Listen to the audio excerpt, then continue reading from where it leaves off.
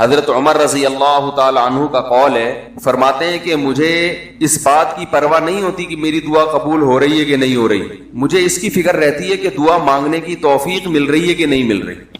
کیونکہ اللہ جب ناراض ہوتا ہے نا کسی سے، مانگنے کی توفیق چھین لیتا ہے اللہ تعالیٰ. اور مانگنے کی توفیق دی ہوئی، اس کا مطلب اگر ناراض ہے بھی تو اتنا زیادہ نہیں ہے، تھوڑا بہت ہے، وہ تلافی چاہتا ہے کہ آپ کر لو.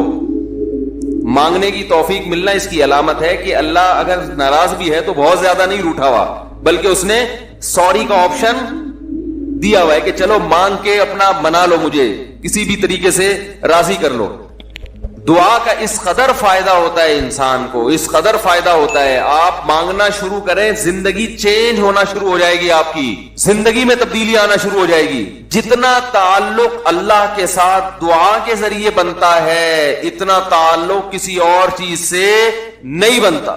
دیکھو کسی سے دوستی کرنا چاہتے ہو، دوستی کا سب سے بہتر طریقہ کیا ہے؟ اس سے گپ شپ شروع کر دو. یہی طریقہ ہے نا. بھائی آپ کا دوست کون ہے؟ وہ جس سے آپ کی گپ شپ زیادہ ہوتی ہو، اسی سے دوستی ہوگی نا. اب آپ بتا رہے یہ میرا جگری دوست ہے، بہت پرانا دوست ہے. میں پوچھوں گا آپ سے بھائی یہ دوستی کیسے ہوئی؟ یہ دوستی بھائی ایسے ہوئی کہ میں جس کالج میں پڑھتا تھا وہیں یہ بھی یہی پڑھتا تھا. تو کیا کرتے تھے آپس میں؟ کوئی بات چیت ہوتی تھی؟ بات چیت تو نہیں ہوئی کبھی زندگی میں. تو پھر دوستی کیسے ہو گئی؟ پڑھتے تو بہت سارے لوگ ہیں. دوستی کے لیے سب سے پہلی چیز کیا ہے؟ بات چیت. دعا میں انسان بات چیت شروع کر دیتا ہے، کس کے ساتھ؟ اللہ کے ساتھ. تو اللہ اور بندے کا کنیکشن مضبوط ہونا شروع ہو جاتا ہے. اس لیے اہل اللہ کو تو اس کی پرواہ نہیں ہوتی کہ میری دعا قبول ہو بھی رہی ہے کہ نہیں ہو رہی ہے. وہ کہتے ہیں ہمیں مانگنے کی توفیق مل رہی ہے. معذرت کے ساتھ تھوڑی میں ابیوز لینگویج استعمال کرتا ہوں کہ بھاڑ میں جائے قبول ہونا، ٹھیک ہے نا.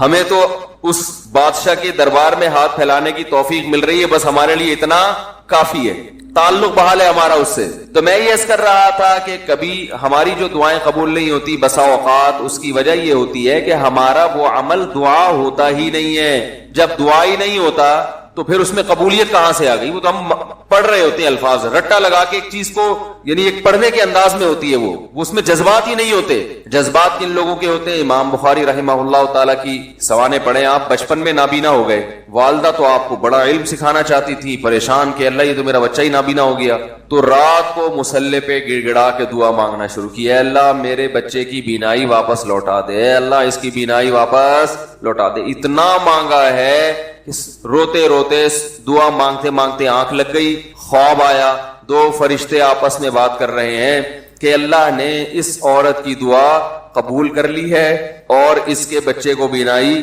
لوٹا دی ہے. جب آنکھ کھلی ہے تو دیکھا کہ بچے کی بینائی واپس لوٹ چکی تھی، بینائی واپس لوٹ چکی تھی.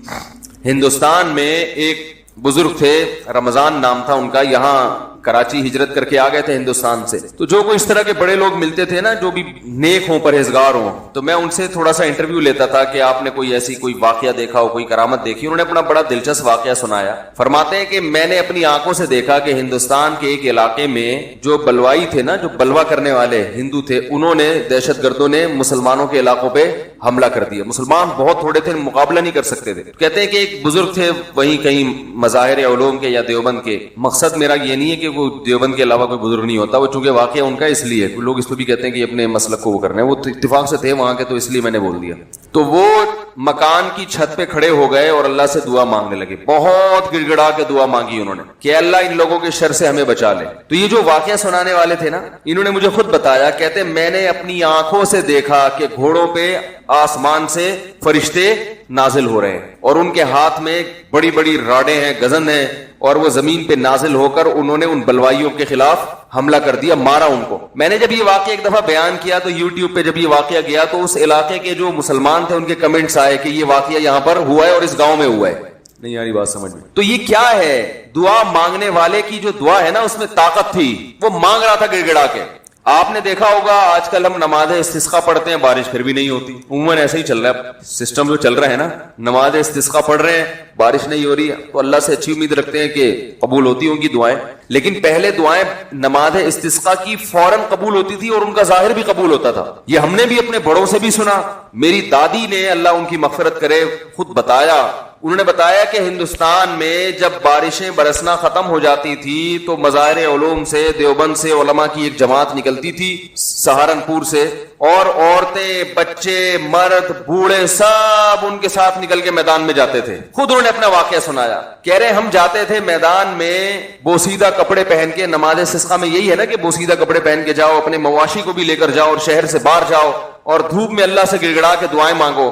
تو کہتے ہیں ہم جب جایا کرتے تھے بارش کی دعا مانگنے کے لیے تو اتنا یقین ہوتا تھا کہ بارش ہوگی کہ تمبو ساتھ لے کر جاتے تھے کہ جب بارش ہوگی نا تو وہاں دیگیں پکیں گی اور کھانا کھایا بھی جائے گا, خوشی میں کھلایا بھی جائے گا. تو وہ کھانے کا سامان گھر سے لے کر جایا کرتے تھے. انہوں نے بتایا کہ ہم نے خود دیکھا ہے کہ نماز استسقا کے لیے دعائیں ہو رہی ہیں اور آسمان پہ بادل آئے اور بارش برسنا شروع, اور ہم سب کیا کر رہے ہیں, تمبو لگا کے کھانا کھا رہے ہیں خوشی میں. یہ میں نے خود سنا.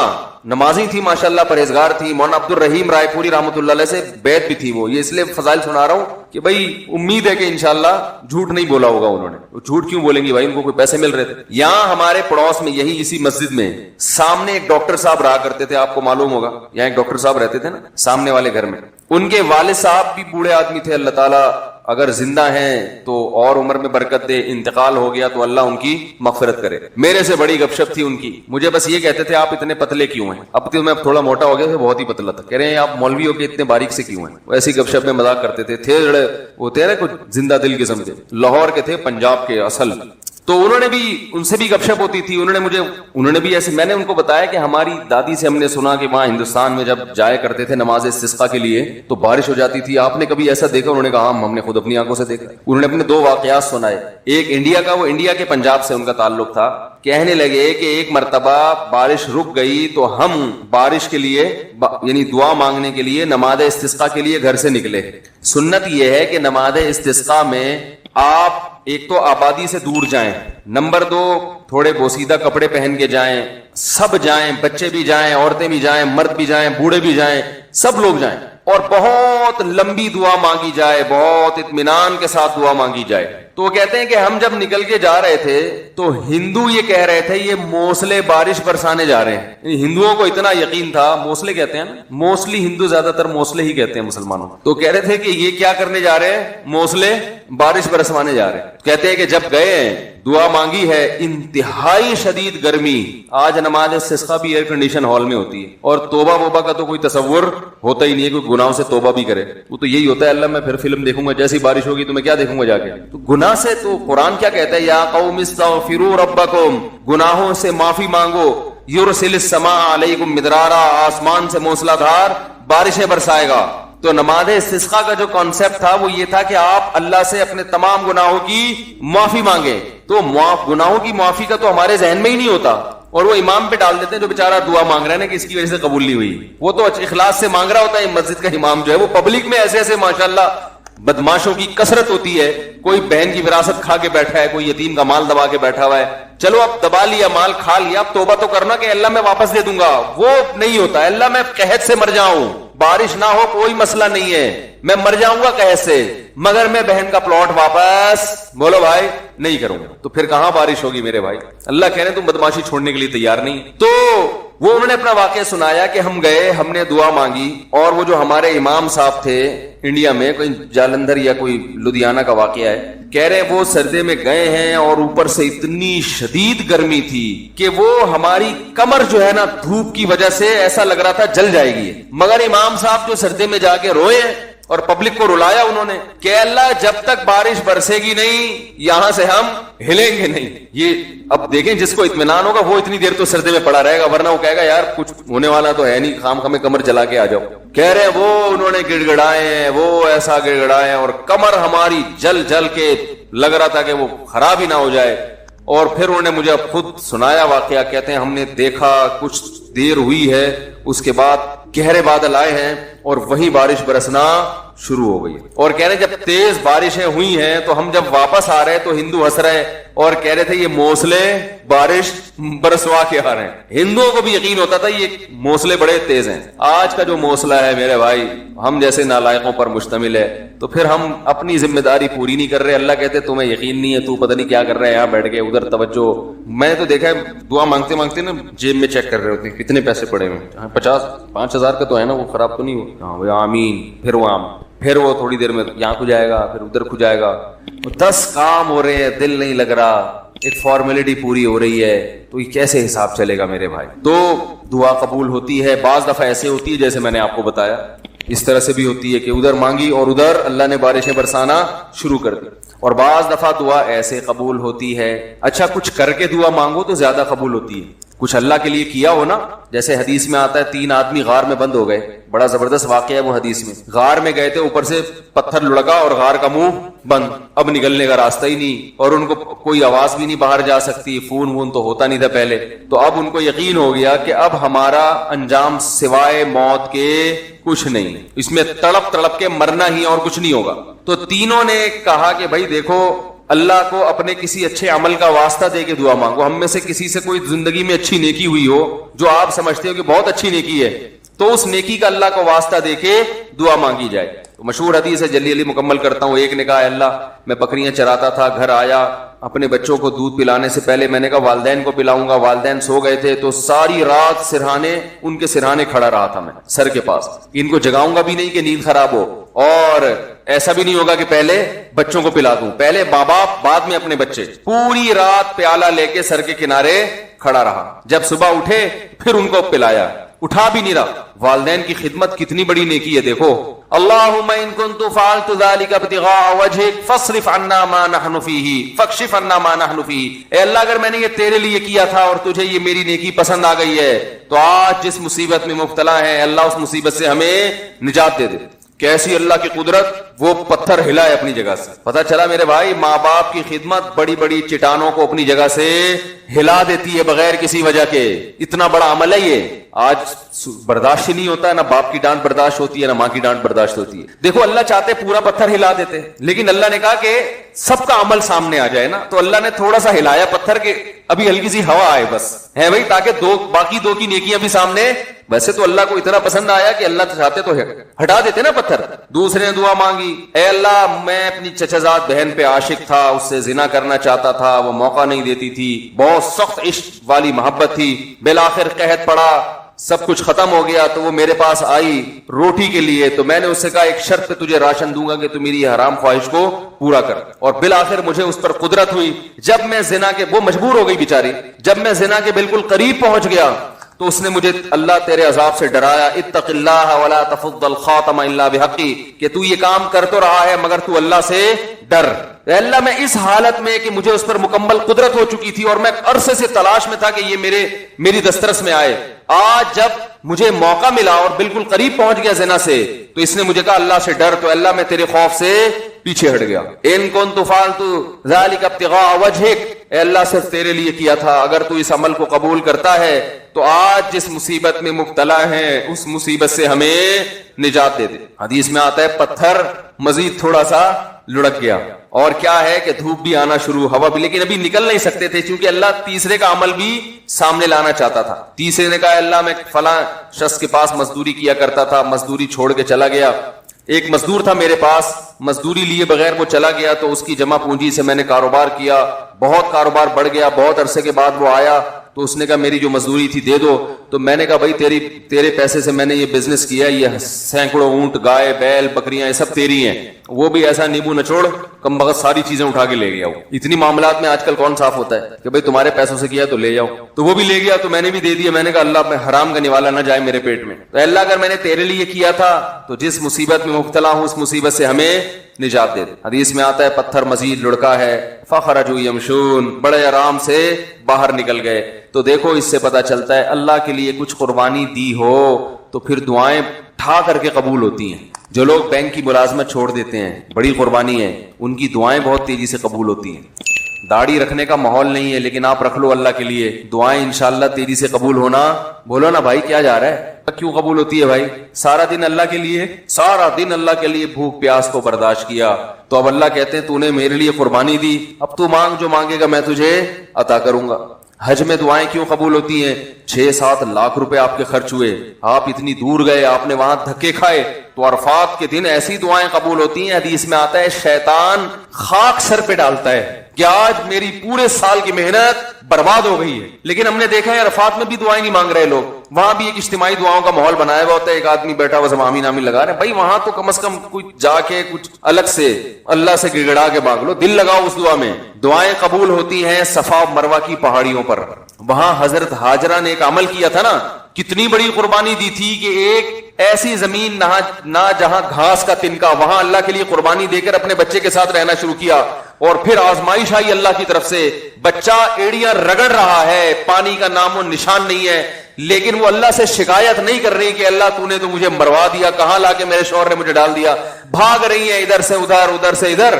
کیسا اللہ کی رحمت کو جوش آیا کہ میرے لیے قربانی دی, اب میں تجھے ضائع نہیں ہونے دوں گا. ایسا چشمہ پانی کا پیدا کر دیا, ہزاروں لاکھوں کروڑوں حاجی اب تک سیراب ہوتے چلے آ رہے, وہ چشمہ ختم ہونے کا نام نہیں لے رہا. تو صفا اور مروہ کی پہاڑی پر جب آپ صحیح کرتے ہیں, علماء کہتے ہیں حدیث سے بھی ثابت ہے, وہاں لمبی لمبی دعائیں مانگنی چاہیے کھڑے ہو کر, کیونکہ یہ وہ موقع ہے جہاں آپ نے تو قربانی نہیں دی لیکن اللہ کی ایک بندی نے بہت بڑی قربانی. تو دوسرے کی قربانی کو بھی انسان کیش کرا سکتا ہے.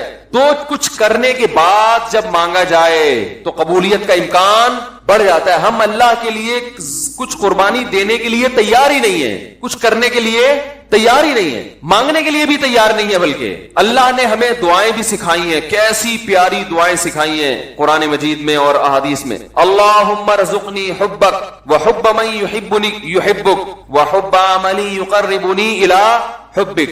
اور ایک اور دعا سکھائی, اللہم ارزقنی حبک, اللہم ارزقنی حبک وحب من ينفعنی حبہ عندک, اللہم فکما رزقتنی مما احب فاجعلہ قوة لی فیما تحب وما زویت عنی مما احب فاجعلہ فراغا لی فیما تحب. ہم لوگ دعائیں بھی عجیب عجیب چیزوں کی مانگ رہے ہوتے ہیں. کیسے پیارے الفاظ سکھائے, اے اللہ تو مجھے اپنی محبت دے دے, میرے دل میں کیا کر دے, اپنی محبت ڈال دے. وحب من ينفعنی حبہ عندک, اور ان لوگوں کی محبت بھی یا ان چیزوں کی محبت دل میں ڈال دے کہ جن سے محبت کرنے سے تیری محبت میں مزید ترقی ہو جائے.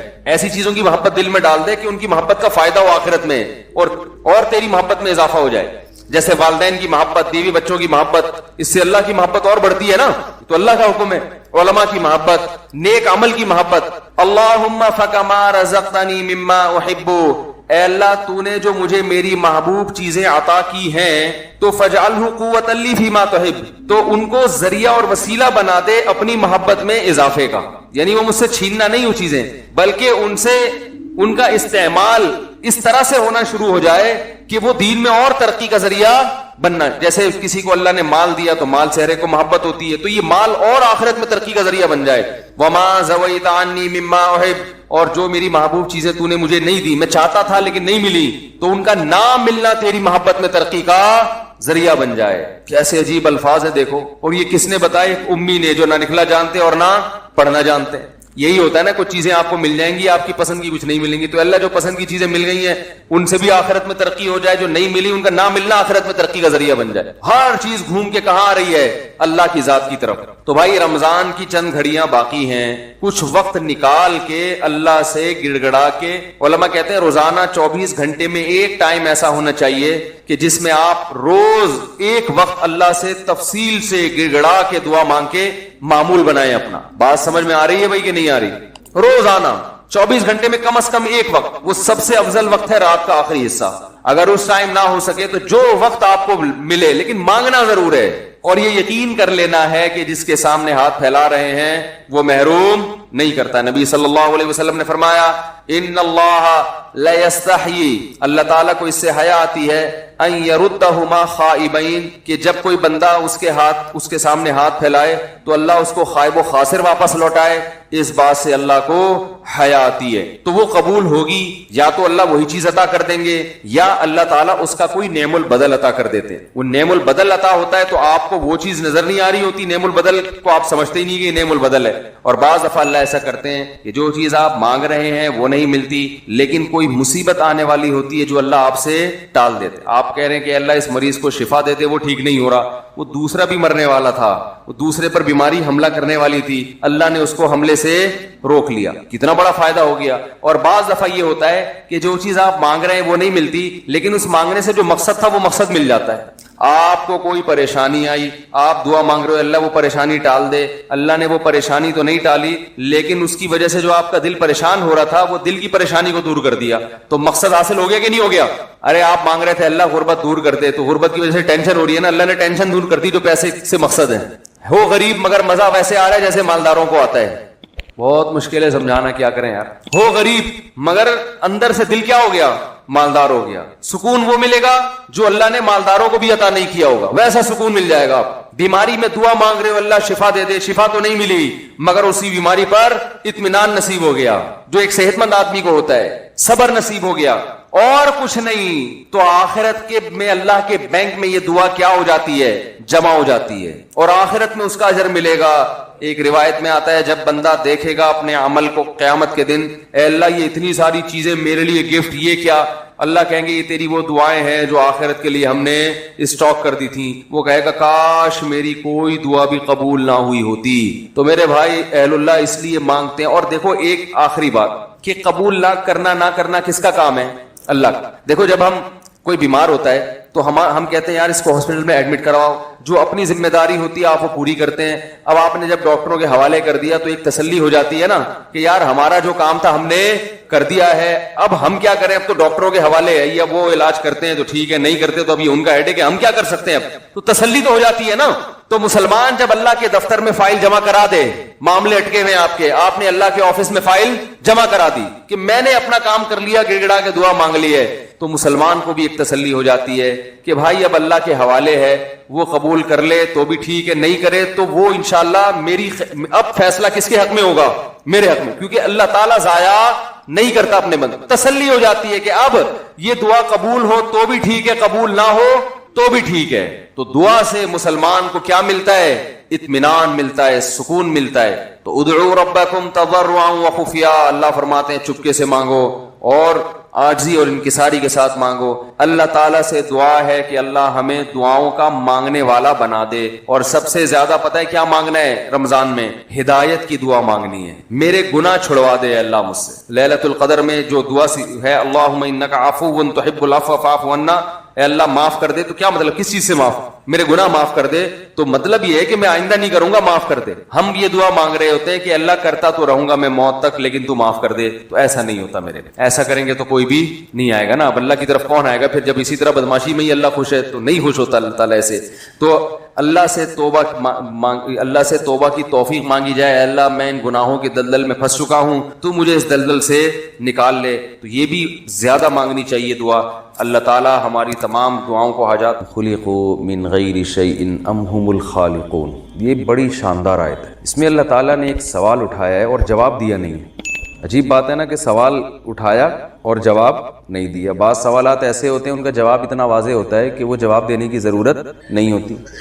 جیسے آپ کسی کو کہتے ہیں کہ بھائی یہ کام کر لو، اب وہ آپ سے بحث کر رہا ہے کہ یہ کام کیوں کروں، اور کام بہت واضح ہے، تو آپ اس سے کہتے ہیں بھائی کیا میں پاگل ہوں؟ کہتے ہیں نا. تو مطلب یہ کہ جب میں ایک کام کی اتنی تاکید کر رہا ہوں، اتنا سمجھا رہا ہوں، تو کوئی تو حکمت ہوگی نا اس میں. تو کیا میں پاگل ہوں؟ کیا میں بیوقوف ہوں؟ کیا آپ بہرے ہو؟ کیا آپ اندھے ہو؟ اس طرح کی لوگ بات کرتے ہیں نا کہ سنائی نہیں دے رہا. کچھ سوالات ایسے ہوتے ہیں کہ وہ سوال کیا جاتا ہے، اس کا جواب نہیں دیا جاتا، یہ بتانے کے لیے کہ یہ سوال اتنا واضح ہے کہ اس کے جواب کی ضرورت نہیں ہے. میں جب جملہ ادھورا چھوڑوں گا نا تو آپ نے اس کو مکمل کرنا ہے تاکہ میں یہ سمجھوں کہ آپ میرے ساتھ ہیں, بات سن رہے ہیں. یہ ایسا سوال ہے, ام خلقوا من غیر شیء ام هم الخالقون, کیا تم خود سے بنے ہو یا تم نے خود اپنے آپ کو بنایا ہے. دو سوال اللہ نے کیے ایک سینٹنس میں, کیا تم خود سے بنے ہو یا تم نے خود اپنے آپ کو, میں نے کہا تھا نا جملہ مکمل کرنا پڑے گا, بنایا, تاکہ میں تم بیدار ہیں, جاگ رہے ہیں ماشاءاللہ. خود سے بنے ہو یا تم نے اپنے آپ کو خود بنایا ہے. بس یہ سوال دے کے اللہ نے چھوڑ دیا, اس پہ غور کرتے رہو. یہ ایسا عجیب سوال ہے کہ اس کے جواب در جواب در جواب میں آپ جائیں گے نا, جب جواب دیں گے تو ایک اور سوال کھڑا ہوگا, پھر جواب دیں گے تو ایک اور سوال ہوگا, پھر جواب دیں گے تو ایک اور سوال ہوگا. وہ اتنے سوالات ہیں, ان کا جواب دیتے دیتے آپ کو سیدھا راستہ مل جائے گا کہ سیدھا راستہ ہے کیا. اصل میں دنیا میں کچھ سوالات ایسے ہیں کہ جو اٹھائے ہی نہیں جاتے. وہ کوئی کتاب ایسی نہیں ہے جس نے اس کو موضوع بنایا ہو. فزکس کی کتاب میں آپ کو کیلکولیشن ملیں گی کچھ کہ اتنے کلومیٹر فی گھنٹہ کی رفتار سے آپ چلیں تو اتنی دیر میں آپ وہاں پہنچ جائیں گے. اس قسم کی چیزیں ہوتی ہیں. کیمسٹری میں کچھ کیمیکل وغیرہ ہوتے ہیں, پڑھائے جاتے ہیں. میتھ میں جمع تفریق سکھایا جاتا ہے. لیکن دنیا میں ایک بہت بڑا سوال یہ ہے کہ انسان کو کیوں بنایا گیا. اس سوال پہ کوئی ڈسکس کرنے کے لیے تیار نہیں ہے. دنیا میں کوئی بھی کام جو خود سے ہوتا ہے, اتفاق سے ہوتا ہے, اس کی کوئی ریزن ہوتی ہے؟ بولے نا بھائی. میں ایک مثال دیتا ہوں آپ کو. دیکھیں میرے سامنے ایک گلاس رکھا ہوا ہے, میں بیان کرتا ہوں, غلطی سے میرا ہاتھ اس پہ لگ گیا اور وہ گلاس ٹوٹ گیا. یہ کام ہوا نا گلاس کا ٹوٹنا. آپ مجھ سے پوچھ سکتے ہیں کہ مفتی صاحب ہم نے آپ کو بیان کے لیے بلایا تھا, آپ نے یہ گلاس کیوں توڑا؟ تو میں جواب میں کہوں گا توڑا نہیں ہے بھائی. بولے نا بھائی, ٹوٹ گیا ہے. تو اس سوال کے بعد پھر مزید کوئی سوال اٹھتا ہے؟ پھر آپ مزید کوئی سوال کر سکتے ہیں مجھ سے. زیادہ سے زیادہ سوری کا مطالبہ کریں گے کہ ہم نے آپ کو گلاس توڑنے کے لیے نہیں بلایا تھا, یا چلے غلطی سے ٹوٹ گیا تو تھوڑا آئندہ احتیاط کریں, یہی کہیں گے نا. مزید کوئی سوال نہیں ہوگا, کیونکہ یہ ایسا کام ہے جو اتفاق سے ہوا ہے, خود سے ہوا ہے, تو اس کی ریزن تلاش کرنا ضروری نہیں ہے. لیکن آپ مجھے ایک بات بتائیں کہ ایک گلاس میرے سامنے رکھا ہوا ہو, میں گلاس اٹھاؤں اور یہ ادھر دیوار پہ جا کے توڑ دوں, تو آپ کا حق بنتا ہے نا کہ یہ گلاس آپ نے کیوں توڑا. کیا خیال ہے بھائی؟ اور میرے ذمہ لازم ہے کہ میں اس کی وجہ بیان کروں. اگر آپ مجھ سے پوچھتے ہیں کہ مفتی صاحب آپ نے یہ گلاس کیوں توڑا, تو میں جواب میں کہوں کہ ویسے ہی, تو آپ فوراً بیان سے بھاگ جائیں گے. بھائی ان کو تو کسی نفسیاتی ہاسپٹل میں لے کے جاؤ, یہ بیان کرتے پھر رہے ہیں, ان کو تو خود دماغی توازن ٹھیک نہیں ہے. ایسے ہی اٹھا کے گلاس توڑ دیا تو ہو سکتا ہے ایسے ہی اٹھا کے کسی کی گلا دبا دیں گے. بعد میں ہم پوچھیں بھائی ان کا گلا کیوں دبایا, انہیں ویسے ہی. ایسے ہی کسی کے سر پہ ڈنڈا مار دیں, ہم وجہ پوچھیں کیوں مارا, بولے بھائی ویسے ہی تھوڑی کوئی کچھ کرتا ہے. جس میں بھی ذرہ برابر حکمت ہوگی, ذرہ برابر عقل ہوگی, وہ ویسے ہی کوئی کام نہیں کرتا. اب آپ مجھے ایک بات بتاؤ, یہ جو کائنات وجود میں آئی ہے, یہ اگر اتفاق سے وجود میں آئی ہوتی, ڈاروین کے جو نظریہ ہے, تھیوری ہے, ایسے اتفاق سے سب کچھ ہو گیا ہوتا, تو پھر ہمیں یہ ضرورت تھی یہ جاننے کی کہ اس کا بنانے والا کون ہے اور اس نے اس کو کیوں بنایا. اس سوال کے جواب کی ہمیں ضرورت تھی. بولنا تو پڑے گا نا. اس سوال کے جواب کی ہمیں ضرورت تھی کہ کیوں بنایا. بھائی بن گئی, ایک حادثہ ہوا, نتیجہ حادثے کے نتیجے میں وجود میں آ گئی, تو ہم پھر آگے جاتے ہی نہیں. تبھی جو ڈاروین کے حامی ہیں وہ یہ کہتے ہیں بھائی ایسا ہی ہو گیا, تب کیا جنت کیا جہنم کیوں بنے, بچوں لائف کو انجوائے کرو, مزے کرو, 4 دن کی زندگی ہے, کوف سے کیا فائدہ. اکبر الہ آبادی کا شعر سنا ہے نا آپ لوگوں نے. انہوں نے اپنے بچے کو خط لکھا تھا, وہ بچہ بڑا ماڈرن ہو گیا تھا, تو انہوں نے اپنے بچے کو خط لکھا, چھوڑ لٹریچر اپنی ہسٹری کو بھول جا, شیخ و مسجد سے تعلق قطع کر, اسکول جا. 4 دن کی زندگی ہے, کوفت سے کیا فائدہ, کھا ڈبل روٹی کلر کی کر خوشی سے پھول جا. تو پھر تو لائف کو بس انجوائے کرنا چاہیے نا. تبھی گورے کہتے ہیں بس انجوائے کرو لائف کو. لیکن اگر یہ کائنات اتفاق سے نہیں بنی, اسے کسی نے بنایا ہے, تو آپ بتاؤ میں اگر ایک معمولی سا کام کرتا ہوں, ایک گلاس توڑتا ہوں, تو میرے ذمہ لازم ہے کہ اس کی وجہ پیش کروں, ورنہ یہ پاگل ہونے کی علامت ہوگی. تو خالق کائنات جس نے ہمیں بنایا وہ ایسے ہی کوئی کام کر سکتا ہے؟ پوری کائنات بنا ڈالی اس نے اور اس کی کوئی ریزن نہ ہو, وجہ نہ ہو, ویسے ہی یہ ممکن ہے؟ بھائی اگر ممکن ہے تو بتائیے. تو اگر یہ کائنات اتفاق سے وجود میں آئی ہے تو اس کی کوئی ریزن, اس کی ریزن میں جانا, اس کے بارے میں غور کرنا, یہ ہمارے ذمہ لازم نہیں ہے. لیکن اگر اس کو باقاعدہ بنایا گیا ہے, خود سے نہیں ہوئی ہے, تو پھر اس کی کوئی وجہ ہوگی, وہ تلاش کرنا ہمارے ذمے ہے. اب ہم اس سوال کی طرف آتے ہیں کہ یہ خود سے بنی ہے یا کسی نے اس کو بنایا ہے. تو یاد رکھیں, جو کام, جب کوئی کام اتفاق سے ہوتا ہے نا, تو اس میں مینجمنٹ نہیں ہوتی, بلکہ پہلے سے جو نظم و ضبط ہے وہ بھی تباہ و برباد ہو جاتا ہے. میں سمجھا پا رہا ہوں اپنی بات؟ اس کی مثال ایسے ہے, اتفاق سے فیکٹریوں میں آگ لگتی ہے, اتفاق سے لگتی ہے نا, وہ تار ٹوٹی اور وہ آگ لگی, وہ سب تباہ و برباد ہو جاتا ہے. کبھی آپ نے ایسے دیکھا کہ اتفاق سے ایک بجلی کی تار گری، اس سے آگ لگی، وہ آگ گئی جا کے چولہے میں، اور چولہے میں ایک بریانی پک کے تیار ہو گئی آپ کے سامنے ہے بھائی؟ اتفاق سے آگ لگی، یعنی آسٹریلیا کے جنگلوں میں بھی اتفاق سے آگ لگ گئی نا، وہ درختوں کی رگڑ سے کہتے ہیں لگ جاتی ہے آگ، تو اتفاق سے جو آگ لگی تو وہاں جو بھینسیں اور ہرن گھوم رہے تھے ان کے کباب بن کے آپ کے سامنے آ گئے، بہترین، آپ کو پکانے کی ضرورت ہی نہیں پڑی۔ بتاؤ دنیا میں کوئی ایک اتفاق بھی ایسا کبھی ہوا ہے کہ اتفاق سے یہ ہوا ہو تو اس کے نتیجے میں اتنی اچھی چیز وجود میں آ گئی ہو؟ جاپان کے سائنسدان روبوٹ بناتے ہیں نا، تو روبوٹ بعض دفعہ بیچارہ خراب ہو جاتا ہے اتفاق سے، بنا کبھی ہے اتفاق سے؟ بولو نا بھائی۔ تو یہ ڈاروین نے ایسا کوئی نظریہ کیوں نہیں پیش کیا کہ یہ جو بے جان روبوٹ ہے، نہ جو ہنستا ہے، نہ دیکھتا ہے، نہ سنتا ہے، نہ کوئی چیز خود سے پکڑ سکتا ہے، نہ اس میں صلاحیت ہے، نہ زندگی ہے، وہ کروڑوں اربوں سال کوئی لوہا پگھلا تھا اور ترقی کرتے کرتے کرتے پورا ایک روبوٹ کی شکل میں وجود میں آ گیا۔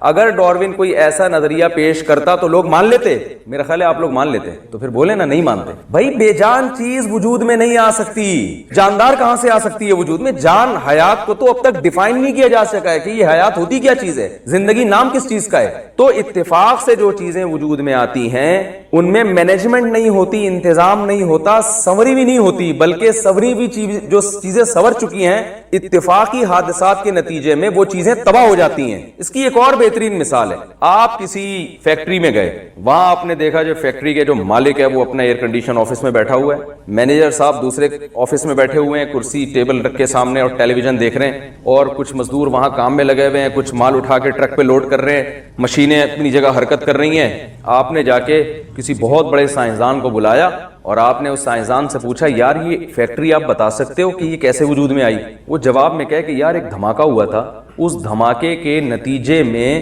چونا اور سیمنٹ ٹائپ میں جو چیزیں سیمنٹ میں ڈلتی ہیں نا، ریت بجری اڑ کے وہ جناب ایسے ہوتے ہوتے ہوتے ہوتے وہ ایک جگہ اکٹھے ہو گئے۔ بھائی یہ تو نہیں ہو سکتا یار، بھائی کروڑوں سال میں ایسا ہوا ہے، کروڑوں سال میں تو ہو سکتا ہے نا آپ کے ہاں، شاید کروڑوں سال میں ہو گیا ہو ایسا۔ پھر بارشیں ہوئی تو اس سے گارا بن گیا، پھر کئی جگہوں پہ گارا بنا، تو ایک جگہ ایسا ہوا کہ کروڑوں سال ہوائیں چلتی رہیں تو وہ گارے سے ایک خاص طریقے سے تناسب سے چلتے چلتے اس گارے سے اینٹیں وجود میں آ گئیں۔ اچھا بھائی پھر کیا ہوا؟ بھائی پھر ایک دن کیا ہوا، کروڑوں اربوں سال تک وہ اینٹیں ایسے ہی پڑی رہیں، تو اتفاق سے زمین میں ایسا معلوم ہوتا ہے کہ ایک طوفان آیا ہوگا جس طوفان سے وہ اینٹیں آپس میں ترتیب سے آ کے جڑ گئیں اور فیکٹری کی ایک دیوار وجود میں آ گئی۔ پھر کروڑوں اربوں، کیونکہ سائنسدانوں کے پاس ٹائم کی کمی، کوئی گن تھوڑی رہا ہے وہاں بیٹھ کے، وہ جب کہتے ہیں نا انسان اتفاق سے وجود میں، کیسے آ گیا؟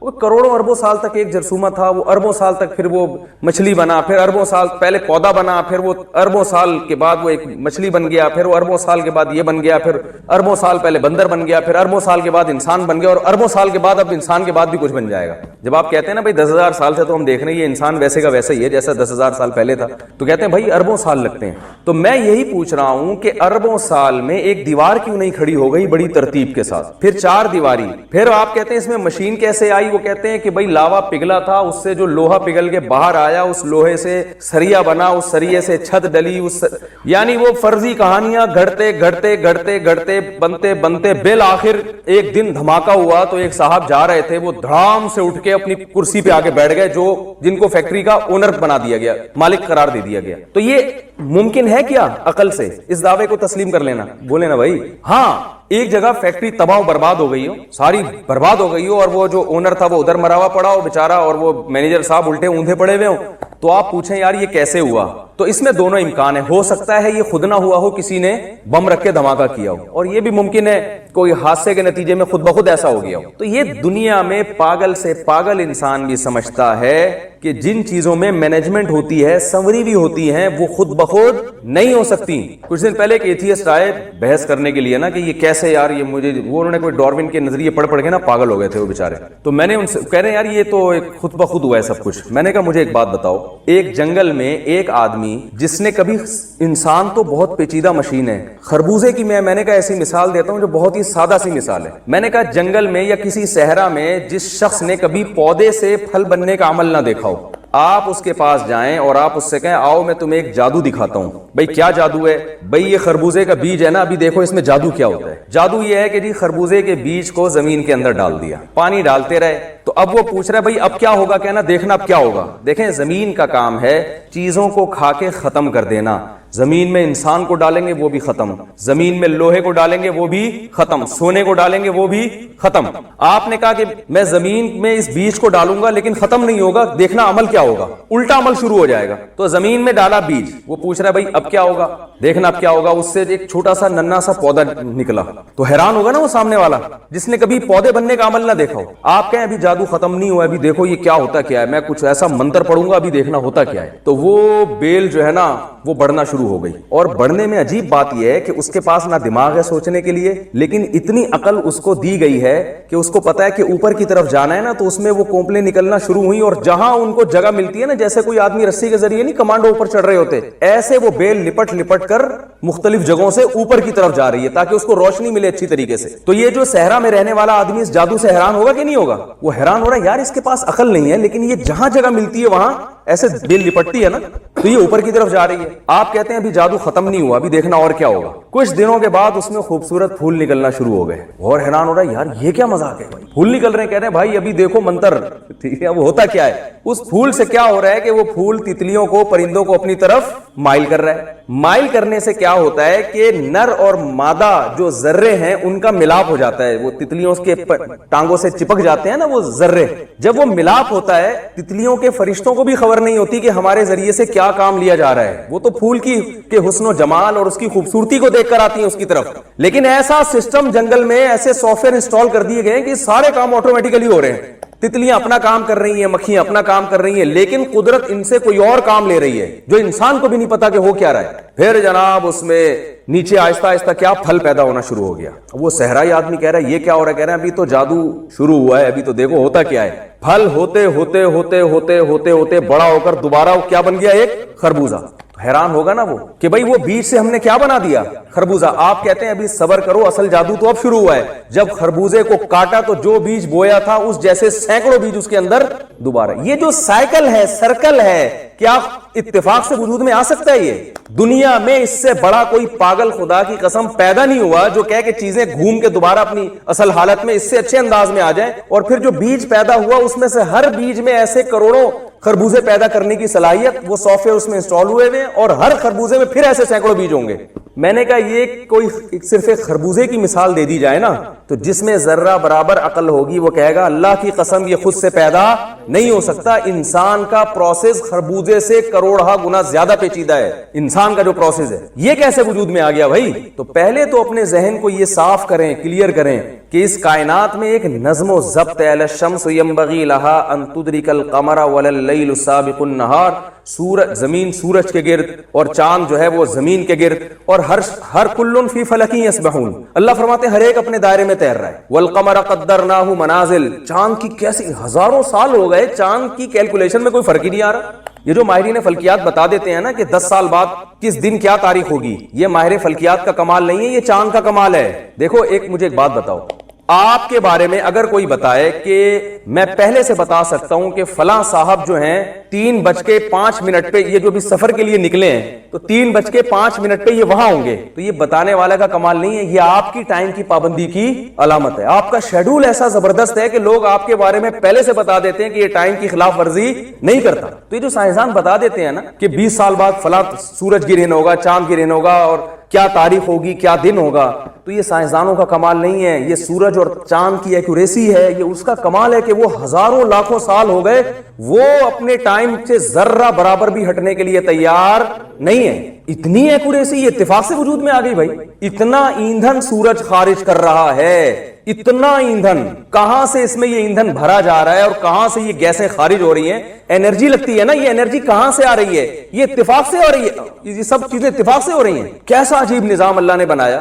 تو اگر یہ کائنات میرے بھائی اس میں نظم و ضبط نہ ہوتا تو یہ اتفاق سے وجود میں آتی, اور ہمیں اس کی ریزن تلاش کرنے کی ضرورت, بولو بھائی, نہیں پڑی. لیکن اب اس کائنات کی مینجمنٹ کو دیکھتے ہیں, اور قرآن بار بار چیلنج کرتا ہے ذالک تقدیر, ذالک تقدیر. یہ اندازہ ہے, تقدیر کا آج کی زبان میں ترجمہ مینجمنٹ. یہ اندازے ہیں, یہ خود بخود نہیں ہے, یہ ایک کیلکولیشن ہے. العزیز ایسے بادشاہ کی کیلکولیشن ہے جو غالب ہے, جس طرح سے چاہے نظام کو چلا سکتا ہے. العلیم, اور علم بھی رکھتا ہے, وہ اسے پتا ہے کہ کس چیز کو کیسے کیسا بنانا ہے. دیکھیں دو چیزیں چاہیے ہوتی ہیں جب بھی آپ کسی پروجیکٹ پہ کام کرتے ہیں, تو آپ کے پاس دو صفات آپ کے پاس ہونا ضروری ہیں. پہلی صفت, آپ کام لینا, آپ کے پاس پاور ہو, طاقت ہو نا کہ مزدوروں سے کام لے سکتے ہو. بھائی آپ بہت بڑے انجینئر ہیں لیکن آپ کی چلتی نہیں ہے. آپ کو کوئی پروجیکٹ دیا گیا کہ یار یہ فیکٹری بنا دو, یہ اسکول بنا دو, یہ پروجیکٹ ہے, یہ سڑک بنا دو. آپ مزدوروں سے کہہ رہے ہیں یار یہ کام کر دو, کہہ رہے ہیں سر میرے پیٹ میں درد ہے, آج میں چھٹی پہ جاؤں گا, آج میں نہیں کروں گا. وہ کوئی بات سن ہی نہیں رہا. تو آپ کتنے بڑے انجینئر ہو, آپ کام کروا سکتے ہیں؟ یا حکومت نے آپ کو اختیارات ہی بہت محدود دیے ہوں, آپ کام نہیں کروا سکتے؟ تو کام تبھی جتنے جو انجینئر ہیں یہ یا ٹھیکیدار ہیں یہ حکومتوں سے رابطہ کرتے ہیں, علاقے کے ناظم کو کچھ کھلائیں گے کچھ, تاکہ اختیارات بڑھیں ہمارے, ہم کام کر سکیں. دوسری چیز ہے جو کام آپ کر رہے ہو اس کام میں بھی آپ کو مہارت ہونی چاہیے. یہی وجہ ہے کہ محلے کا دادا کتنا ہی بڑا کیوں نہ ہو, آپ اسے پروجیکٹ نہیں دیتے, چاہے وہ کتنا بڑا دہشت گرد ہو. بھائی پاور تو ہے تیرے پاس لیکن تجھے اس کام کی صلاحیت نہیں ہے. تو اللہ فرماتے ہیں کہ اس کائنات میں جو تمہیں نظم و ضبط نظر آ رہا ہے, اور اس کائنات میں احسن کل شیء خلقہ ثم ہدی, جس چیز کو جیسا بنانا چاہیے تھا بالکل ویسا ہی بنایا ہے, اور اس کو پھر اس کی نیچر کے راستے پر میں نے چلا دیا ہے. تو یہ جو مینجمنٹ تمہیں نظر آ رہی ہے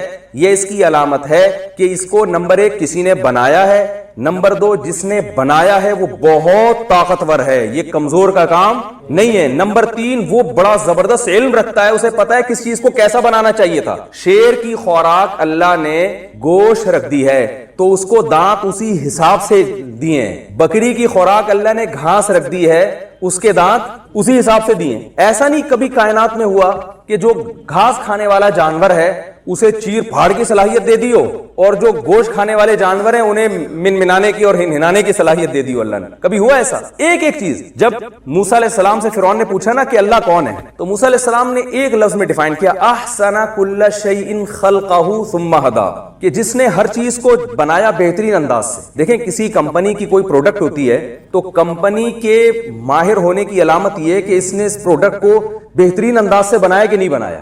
وہی گاڑی آپ جاپان کی لے لو, بالکل وہی ماڈل پاکستان سے لے لو, تو فرق ہوگا نا دونوں میں. ایکوریسی کس میں زیادہ ہوگی؟ جاپانی جو جاپان سے میڈ ان جاپان ہے تو وہ زیادہ اچھا بناتے ہیں. تو اللہ فرماتے ہیں کہ میں نے جس چیز کو جیسا بنایا اس سے زیادہ اس چیز کو اچھا بنانا ممکن تھا ہی نہیں, ناممکن ہے. شیر میں اللہ نے دھاڑ رکھی ہے, کیوں؟ گوشت ہے نا اس کی خوراک, تو اس کے لیے روب بھی چاہیے, کیونکہ گوشت کھانے کے لیے اس کو شکار کرنا پڑے گا, دہشت گردی کچھ نہ کچھ اس کو مچانی پڑے گی جنگل میں. اگر اللہ اس کو بکری کی طرح منمنانے کی صلاحیت دے دیتے تو آپ کیا سمجھتے ہیں کہ خود لومڑیاں اس کے قدموں میں آ کے گرتی ہیں, ہرن اس کے قدموں میں آ کے گرتے, بھائی آپ ہمیں کھا لیں؟ کیا ایسا ممکن ہے؟ بکری کو اس کی ضرورت نہیں تھی دھاڑنے کی, دمبے کو ضرورت نہیں تھی, اس کی خوراک گھاس ہے. تو جس چیز کو آپ دیکھتے ہیں نا ایک چیز کو بالکل اسی حساب سے بنایا, حتیٰ کہ پرندوں کی چونچ اور اس کا ڈیزائن وہ بھی ہر پرندے کا الگ ہے, ایک جیسی چونچ نہیں ہے. جس پرندے کو سمندر کے گہرائی میں جا کے شکار کرنا ہے اس کو لمبی چونچ دی ہے. جس پرندے کو کی خوراک ایسی ہے کہ اس کو پھلوں کو کھانا ہے نا چیر کے, تو اس کو تھوڑا سا کرو چونچ بنا دی اس کی, تاکہ اس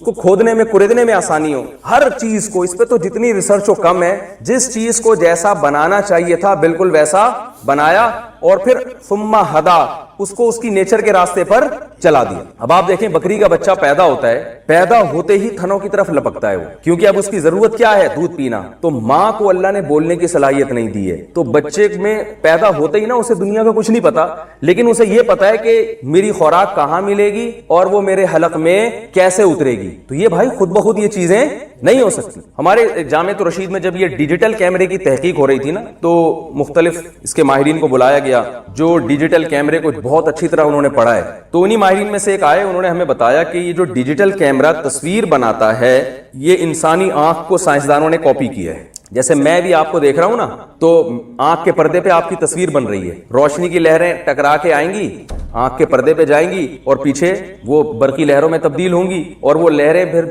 دماغ جو ہے نا پیچھے کچھ ایسے آلات لگے ان لہروں کو ریورس کر کے دوبارہ روشنی کی لہروں میں لے کر آئے گا وہ, اور پھر الٹی تصویر بنے گی, دماغ اس کو پھر کیا کرے گا؟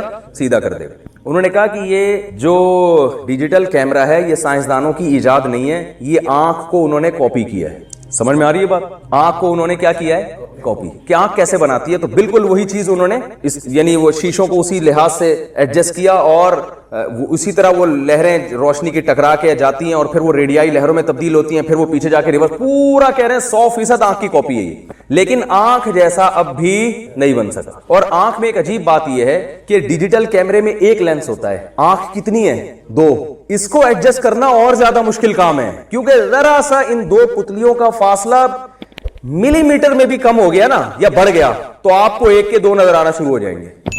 तो उसको मां के पेट में मां रोटी खा रही है भाई, गोश्त खा रही है, अंडे खा रही है, दूध पी रही है, उससे बच्चे की आंखें बन रही हैं और ऐसे बेहतरीन तरीके से खोपड़ी में उनको फिट किया जा रहा है, एडजस्ट किया जा रहा है कि उन दो पुतलियों का फासला ऐसे तनासुब के साथ रखा जा रहा है कि जितना फासला होना चाहिए उसमें मिलीमीटर का 1000वां हिस्सा भी फर्क नहीं आ रहा। और उनको ऐसा फिट कर दिया है कि सारी जिंदगी वो फासला तब्दील नहीं होता। ऐसा उसको एल्फी से जोड़ दिया, समत बॉन्ड से जोड़ दिया, ये स्क्रू टाइट कर दिए कि ये हिले नहीं है, क्योंकि ये जरा सा हिला तो इसको फिर पूरी दुनिया हिलती हुई नजर आएगी। फिर तो मैं लतीफा सुनाता हूं ना, एक डॉक्टर के पास एक साहब गए और कहने लगे डॉक्टर साहब मुझे एक के दो नजर आते हैं, मैं क्या करूं? डॉक्टर साहब ने कहा आप चारों को ये बीमारी है। उनको कितने नजर आ रहे थे? एक के 4 नजर आ रहे थे। तो उनका थोड़ा सा ज्यादा फासला हो गया हो। तो आप मुझे बताओ कि 2 ईंटों को तरतीब से लगाना ये इतना मुश्किल नहीं है जितना दोनों आंखें दिमाग में तरतीब से फिट करना। तो 2 ईंटें कभी इत्तेफाक से नहीं लगी होंगी, ये 2 आंखें कैसे फिट हो गई? बात बताओ कि कॉपी आसान होती है या ओरिजिनल?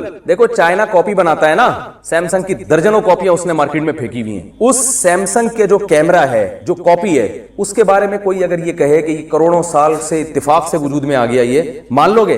तो जब वो नहीं मानोगे तो जो ओरिजिनल है वो कहां से आ जाएगा? तो अब मुझे एक बात बताओ, ये जो डिजिटल कैमरा है ये इंसानी आंख की कॉपी है, तो ओरिजिनल क्या हुआ? ओरिजिनल कैमरा कौन सा है भाई? बोलें तो सही ना, इंसानी आंख ओरिजिनल है। तो आप मुझे बताओ जो कॉपी किया हुआ कैमरा है उसके बारे में अगर डार्विन ये नजरिया पेश करता कि अरबों खरबों साल में शीशे मीशे आपस में इत्तेफाक से जुड़ गए और पिघल के रेत शीशा बना और यूं एडजस्ट हो गए और इत्तेफाक से ही बैटरी आके ठा करके उसमें लग गई और वो वीडियो बनना शुरू हो गई, कोई मानेगा दुनिया में? उसको तो नहीं मानेंगे। और जिस कैमरे की कॉपी करके बनाया गया है, जो मां के पेट में बन रहा है, रोटी खा के बन रहा है, दूध पी के बन रहा है, कोई ग्लासेस इस्तेमाल नहीं हो रहे उसमें। अजीब बात है ना। देखिए मां पहले रोटी खाती है, खून बनता है सिर्फ, जैसे ही बच्चा पेट में आया अब मां रोटी खाएगी तो बच्चे का जिगर भी बनेगा, दिल भी बनेगा, उसी रोटी से दिमाग भी बनेगा, फेफड़े भी बनेंगे और हर चीज बनती है।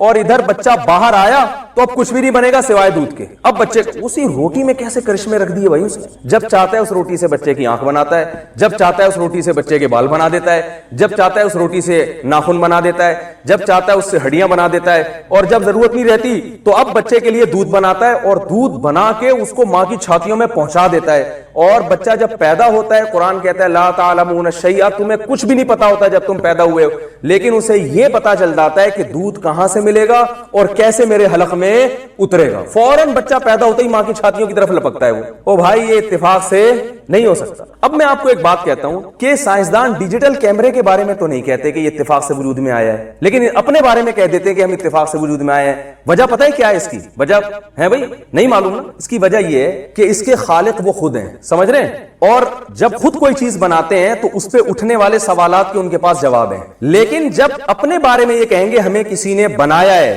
तो फिर ऐसे ऐसे सवालात उठेंगे कि जिनका जवाब देते देते बिल आखिर उनको मजहब को मानना पड़ेगा। मजहब को मानने के नतीजे में उलमा को मानना पड़ेगा, पैगंबरों को मानना पड़ेगा, पैगंबरों को मानने के नतीजे में शराब हराम हो जाएगी, जिना हराम हो जाएगा, नाइट क्लब हराम हो जाएगा, शिर्क हराम हो जाएगा, और ये जो उन्होंने एक पूरी दुनिया में जो एक तूफान बेहयाई का खड़ा हुआ है, सूद हराम हो जाएगा, वो सारी नमाज फर्ज हो जाएगी, हज फर्ज हो जाएगा, ज़कात फर्ज हो जाएगी, और माँ बाप को ओल्ड होम में जमा कराना हराम हो जाएगा, और बीवी पर शौहर की इताअत वाजिब हो जाएगी, और शौहर पर बीवी का खर्चा वाजिब हो जाएगा, और नजर की हिफाजत फर्ज हो जाएगी, और जो है ना गरीबों का खाना, ये इतने सारे वो चीजें स्टेप बाय स्टेप मानना पड़ेगा कि नतीजा ये निकलेगा कि आखिर में उनको मजहब की जरूरत को मानना पड़ जाएगा। और इससे इंसान क्या करता है? जान छुड़ाता है। क्योंकि इंसान की अय्याशी में जो सबसे बड़ी रुकावट है, मजबूत रुकावट, वो क्या है? मजहब है। हर अय्याशी को हलाल करने के लिए आपके पास दलील मौजूद है, मजहब का जवाब किसी के पास नहीं होता। कोई जिना करना चाहे दलील दे सकता है, मैं अपनी स्ट्रेस को खत्म करने के लिए कर रहा हूं, लड़की भी राजी है, मैं भी राजी हूं, इससे मुआशरे में कोई नुकसान नहीं हो रहा, किसी को क्या तकलीफ है भाई, हम दोनों राजी हैं, कर रहे हैं, तो क्या मसला है? تو آپ عقلی دلائل سے اس کا جواب دے سکتے ہیں؟ بھائی جب میں ظلم ہی نہیں کر رہا، وہ بھی راضی ہے، اس کو بھی وہ، اور ڈاکٹر تو اور آپ رپورٹ پیش کر دیں گے بھائی اگر آپ اپنی شہوت کو کچلتے رہو گے، دباتے رہو گے، اسٹریس میں چلے جاؤ گے، آپ ڈپریشن کے مریض بن جاؤ گے، کوئی بات نہیں، اگر جا کے نائٹ کلب میں تھوڑا بہت پی لی اور تھوڑا بہت انجوائے کر لیا، اس سے اسٹریس ختم ہوتی ہے، ڈپریشن ختم ہوتی ہے۔ دلائل کی دنیا میں آپ اس کا جواب نہیں دے سکتے۔ مذہب روکتا ہے بھائی حرام ہے، بس جب حرام ہے تو اب مذہب اگر صحیح ہے تو اس کا روکنا بھی کیا ہے؟ بولو نا بھائی۔ اور سائنس کی ڈکشنری میں مذہب کے لیے جگہ نہیں ہے۔ کسی لیبارٹری میں کبھی ٹیسٹ ہوا کہ موسیٰ علیہ السلام سچے نبی تھے یا نہیں تھے؟ بولو بھائی، کبھی ٹیسٹ ہوا کہ نبی صلی اللہ علیہ وسلم کے بارے میں بھائی ریسرچ ہو رہی ہے کہ واقعی آخری نبی تھے یا نہیں تھے؟ وہ کہتے ہیں مذہب کو ہٹاؤ، مادہ مادی زندگی پہ بحث ہوگی۔ تو بات یہ ہے کہ اگر انسان کے خالق کو فرض